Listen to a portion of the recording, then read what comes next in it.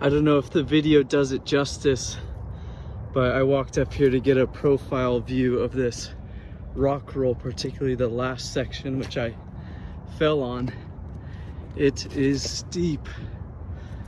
Whew, that was scary, but I faced my fears after crashing and got up it. The key was just to really look at the whole section, look at it as a whole, and carry speed into this last section. You would not be able to get it up. At least my skill level, I wouldn't be able to get up this last section without getting some serious momentum into it.